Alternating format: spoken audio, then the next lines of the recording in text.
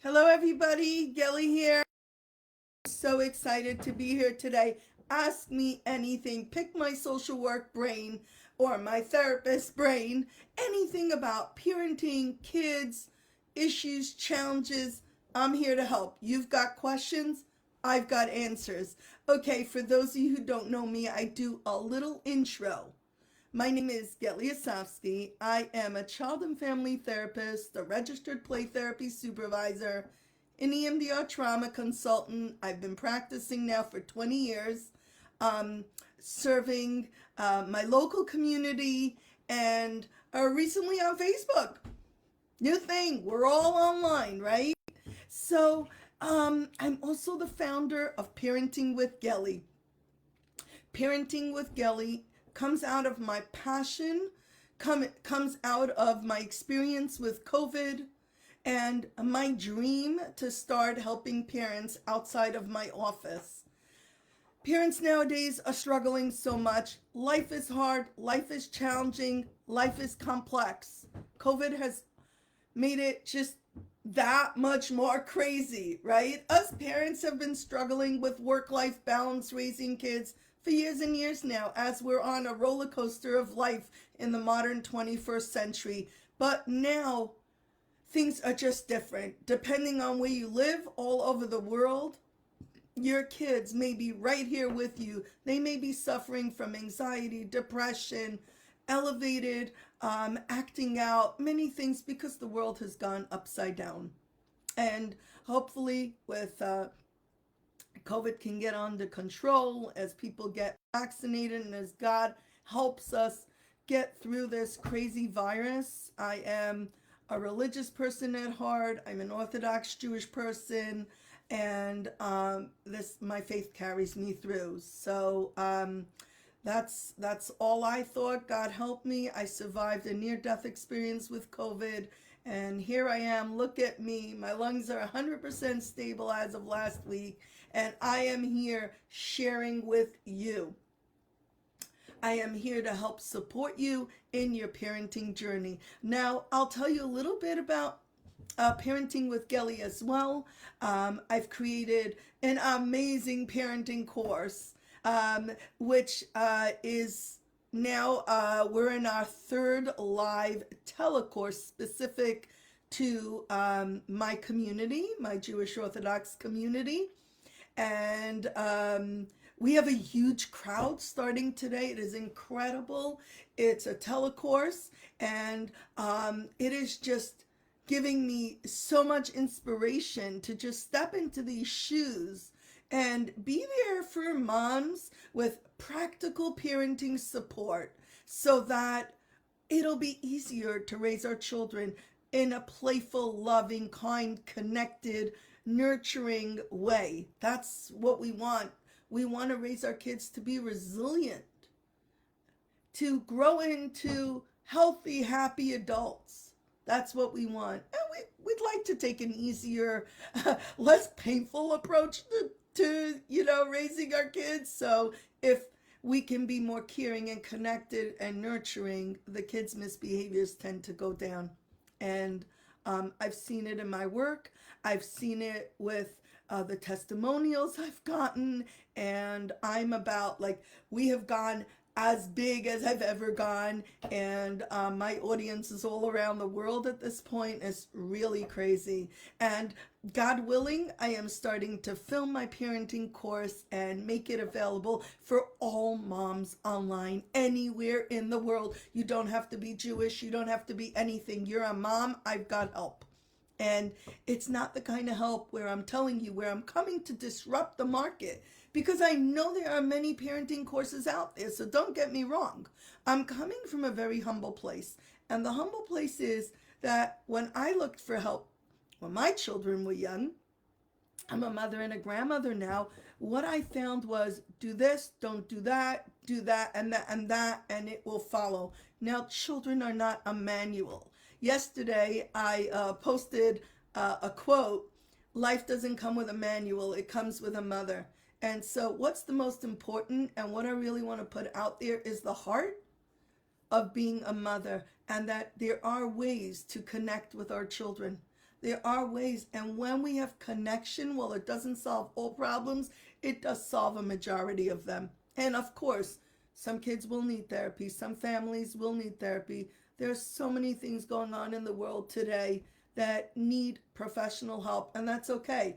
But many things can be solved right at home, and many things can get much, much better when mommy has tools and when mommy doesn't get disconnected. So that's all about me. My website is parentingwithgelly.com. My professional website is gellyasofsky.com. And you can check me out over there. And I am always happy to connect with moms anywhere. You can PM me, you can messenger me, we can set up a parenting consult, and I can tell you all about what I do, but really usually I like to hear about what's going on for you because I've given you the introduction. So yes, this is about sharing and helping parents and serving, because I know I don't look it, but I'm coming closer to 50 now, and it's all about service. That's one thing I've learned. So, okay, so while we do this Ask Me Anything, typically on Zoom, and it streams live to Facebook, today I am literally live on Facebook because I had a glitch in the system and I'm not that techie. So I was like, look, we're just going to go live and we'll fix it afterwards so I can show up on time. One more announcement before I get to my pre-submitted questions, since I know I'm in the wrong place now. I'm really supposed to be Zooming. One more thing. We are going to switch the live Q&A to Wednesdays at 11 a.m. starting next week. So if you're watching, you put that in your calendar. I don't know how I did this, but basically my telecourse, when it goes live, we do this a few times a year. We're on our third live. It's 12 o'clock on Mondays. Boom. Speaking back to back for 3 hours is not gonna work, because we do the lecture and then we do a live Q&A for the people who are listening to the course. All of this is going to be available with a Facebook group to support parents as I slowly move in the direction of filming the course, making it available 24/7, and creating the Facebook group and putting in the lives there. So look out for more details. It is happening soon. Wow.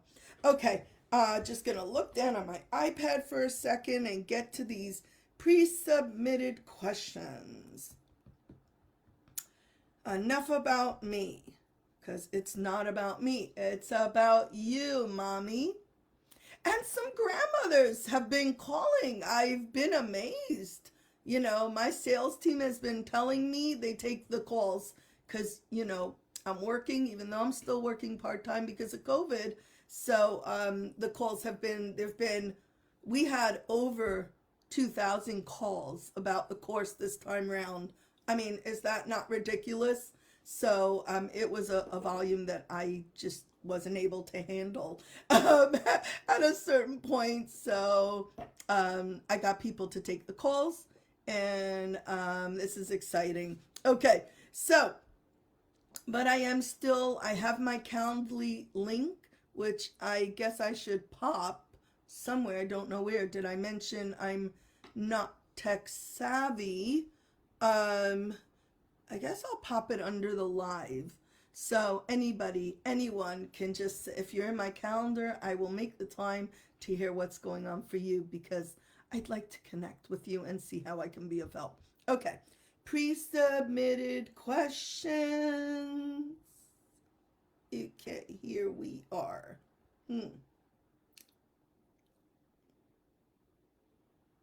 Okay, so the first question is like, actually, I'm so overwhelmed. Where do I start as a parent? Wow, that's a broad one, but I think it's one we can all relate to. So my quick answer is you have to start somewhere, okay? So look at your day. Just literally when you're laying in bed at night, just go through the day, and there are two ways to go about this. One is to pick the easiest part of the day, and One is to pick the hardest part of the day. Hold on. It says your live video will be shared to the groups you select. Okay. Give me 1 second. I'm going to click a tab. Okay. Click the tab. I'm here. Sorry about that. So the easiest way is to start with a part that's easier. Let's say if breakfast time is the easiest part of your day because your kids are still cooperating, they're still sleepy, they're getting their cereal, and you can start by just with a smile. Smile. It works every single time, ladies, mommies. It really does. So many times we forget that our face is like, actually, we look sleepy. We look stressed out because we know we have to get to work. We know we've got to get the kids out. We know we have to get the baby to playgroup, daycare, right? We're running. So if you can just slow yourself down, my favorite tip is PBS. Pause, breathe, and smile. Like, pause, stop. What's going on? Go to the mirror if you need a reality check. Look yourself in the face and go, hey, these are my kids. I gave birth to them. You know? Breathe. 1 deep breath. Okay, you want to do it for more than 5 seconds? Take 4 or 5 deep breaths, right? Let's do this. And then smile.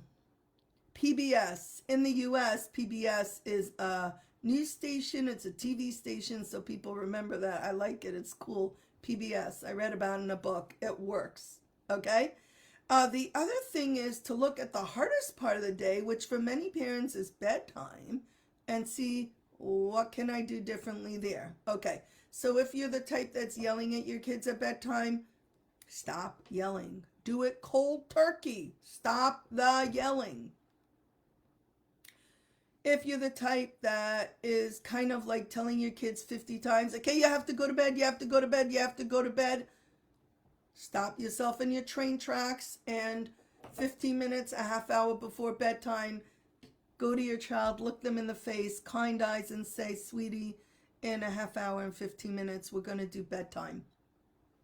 And then 15 minutes before or 5 minutes before, you give the second notice. And then try to see if you can just be neutral. No one's asking you to be positive yet. Just try to see if you can be neutral. So these are a couple of examples, okay? I also think that if you can do one playful thing with your child a day, it can do miracles. One compliment a day, it can do miracles. So that's the quick way to insert any micro change eventually leads to bigger change. So let's get started on that. Okay, number 2. What if my parents never showed us love? It's so hard for me to think about connecting to my children. I'm a good mom. I prepare good meals, dress my kids nicely, but taking in their emotions into account is really hard. So let me see if there's anything else to this. Just scanning here.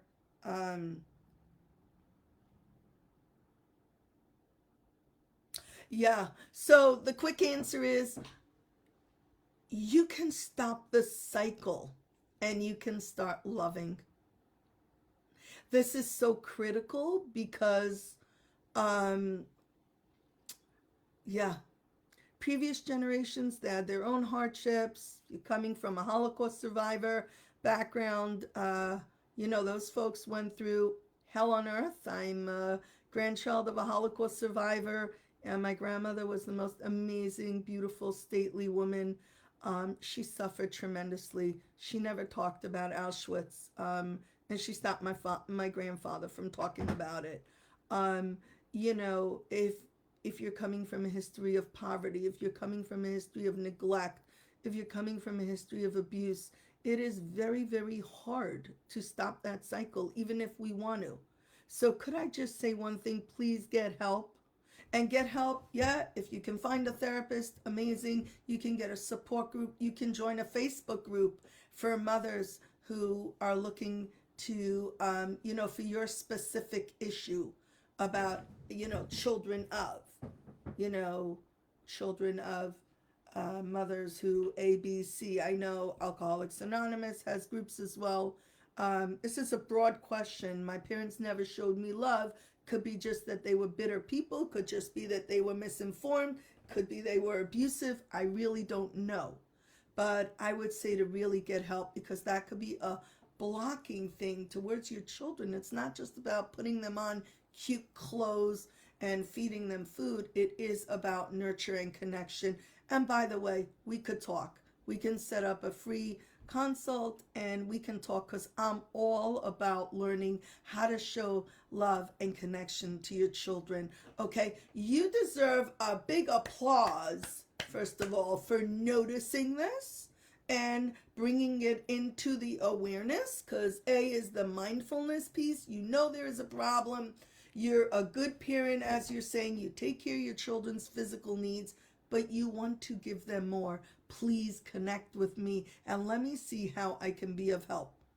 And post in the Facebook group so we can give you some support. I know we're slowly, you know, right now it's a one-sided shot most of the time. I'm just posting.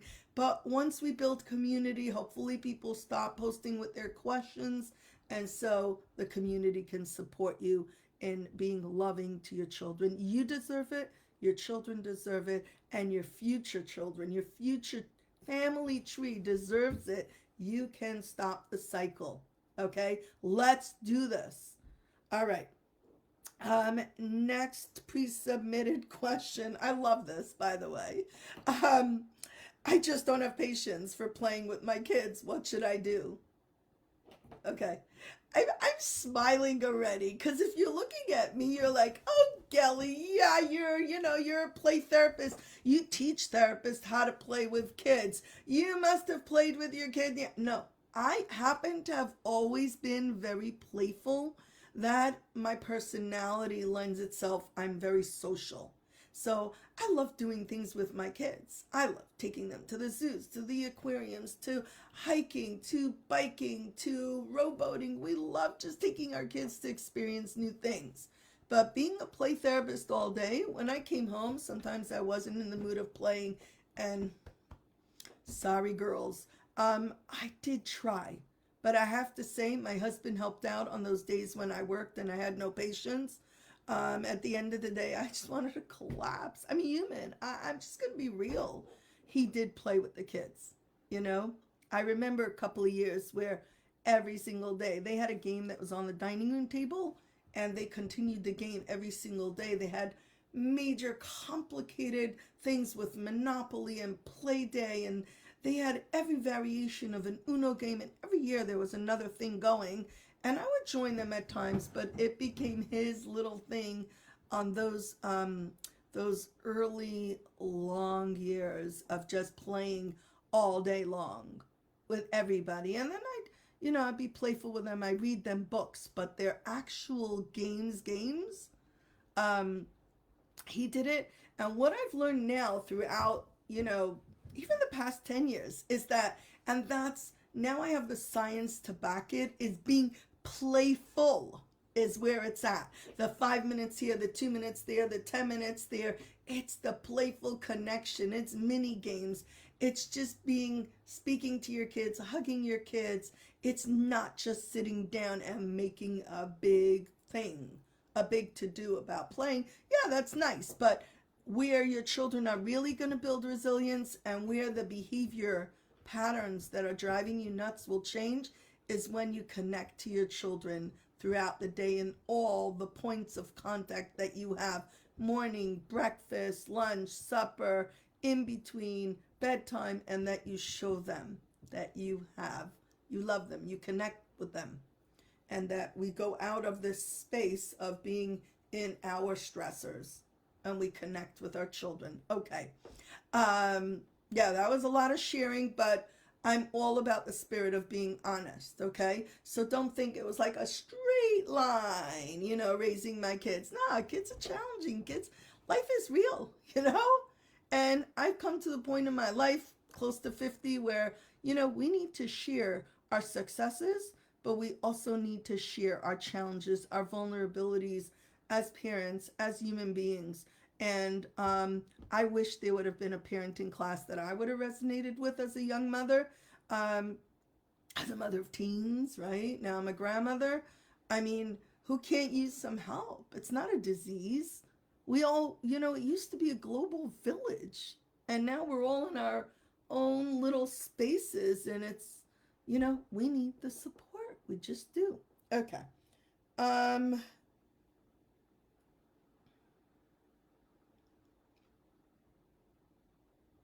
okay. I'm slow. I'm slow. No.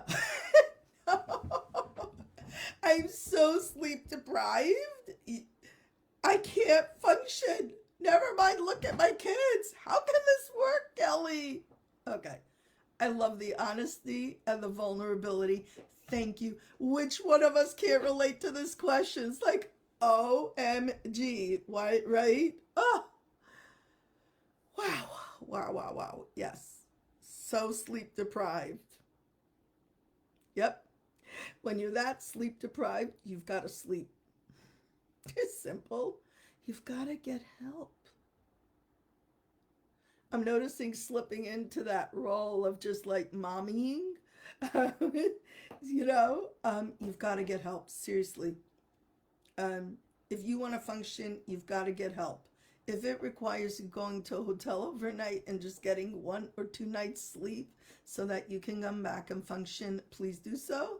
Maybe you can get a teenage mother's helper in the afternoon to just take out your kids for an hour on these long summer days that are coming on here, so you can rest. Um, that's what I did with one of my feisty 2 year olds who's now an adult.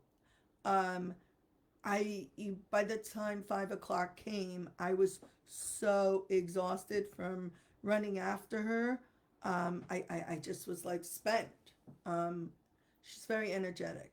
So my next door neighbor had a teenage kid, and they just, on the driveway, they played for a little bit, and I closed my eyes for a half hour. It really, really helped. But honestly, if you have a baby and you're sleep deprived, which is what it sounds like, because babies are what keep us up at night. If um, you know maybe if you're nursing, one of the feedings could be a bottle. I'm trying to think without like talking to you. It's hard to break it apart here. If it's a baby that's a little older, try one of those. I don't believe in sleep training babies in a merciless, cruel way. You could try to teach your baby, by putting them to sleep at a few months old and start like just putting them down for 2 minutes, walking out, coming back in the minute they whimper, and just giving another kiss and another soothing touch on the baby. And then when they're settled, walk out for 2 minutes, then come back and forth and back and forth to give the baby the sense that you're there. Okay? As a child does get older, you can increase it, but I don't believe in children crying. Okay? Children crying for long periods of time is it's a recipe for disaster, and we don't want that. But so a bottle can help. If you got a husband there, a husband maybe can take a shift if it's possible. Just one feeding. You want to pump some milk, breast milk, you can, it can be fed in a bottle too. Or you can go to sleep when baby goes to sleep. And that's my recommendation. Because if you really go to sleep when the baby goes to sleep, hopefully you will get a little more sleep. Now, if you have a few kids, you can't just drop and run into bed, but you have to make up the sleep somewhere. So again, it's hard to custom tailor a plan for a sleep deprived mom when it's, oh, me doing it on a live. You can reach out to me. I'm here to help. And, we could just tease this apart a little bit. And while I don't offer sleep training classes with an attachment perspective, I'm sure that that's possible to find. I want to say, if I forgot her name, but uh, Daniel Siegel has a lot of books on attachment and parenting. And what is her name? There's someone who we co-authored a book with on parenting, and she may have a class on attachment-based sleep training. So you may want to check that out. I can always look for the details after the live if you messenger me. Okay, let's do one more question for today. As I don't see any questions coming in right now, or is it me not knowing where to look on the screen? Okay. Yeah, it's okay, Gelly. This is the self-talk. Gelly, you're going to grow into this. You're here to serve. You will grow into this. So I will learn the tech. Okay. I'm the type that hates kids being underfoot while I'm trying to get things done. I just want them in the playroom. So, but my kids are around me. What should I do? So, well, I really get you. You know, if you're the type that gets nervous when the kids are underfoot, don't do your work when they're around. It's that simple. Now, what I would suggest is having your kids be your helpers. Kids love helping when they're young, I should say. They love spritzing Windex on the windows, on patio doors. They love creating a dressing. They love sprinkling cheese on a piece of dough for pizza. Obviously, you need to use the Windex that would not be harmful to them. I just want to say that. They love washing dishes, would you know? But take the knives out of the way. They love helping learn how to cook. You know, for kids, everything is an adventure. Now, if this is not something that's in your emotional bandwidth, so to speak, then don't do your work when they're home. There's a lot of other time you can do it when they're sleeping, but I like, to find that time as something very valuable. You're teaching your kids about how to run a house too. Let them help with dinner. Let them help with laundry. Believe it or not, the little kids love hanging up laundry with our help. Yes, that's what it's about. That really is what it's about. Okay, so everybody, this has been amazing. I absolutely am committed. I love being here. I love answering your questions. I am so motivated by parents who are, just starting the journey while I'm going into the grandmothering stage. And, that we're still trying. Mothers are still trying. We're still doing it. We're getting up. We're getting up in the middle of the night. We're getting up in the morning. We're there. We're serving our kids. From way, way, way back, we come from a tradition. Doesn't matter where you come from. A tradition of mothers. And mothers are a very powerful thing.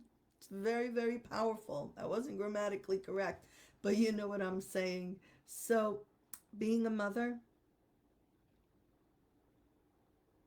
take that in. It's the most important job you'll ever have. I can tell you, mothers are what create resilience in families. Dads too, but here we're about mothers. So I take this role very seriously. I applaud you for being a great mom, for wanting to grow. And I will put the link below this live if I can figure out how to do it. If you don't see it, just messenger me. Wherever you see this, messenger me. What is it? PM me, DM me, wherever you are on social media. And join my Facebook group, Parenting with Gelly. Okay? I keep working on learning how to do this tech thing and to be of service. So if you want to see something in my Facebook group, if you want to see something on my business page, if you would like to see anything, just let me know. And check out my website, parentingwithgelly.com. It has been live now for about a month, and I am very, very proud to be able to be in this space and connect with you all. Have a great morning. And next week we will be on at 11 o'clock on Wednesdays. Be blessed. Take care.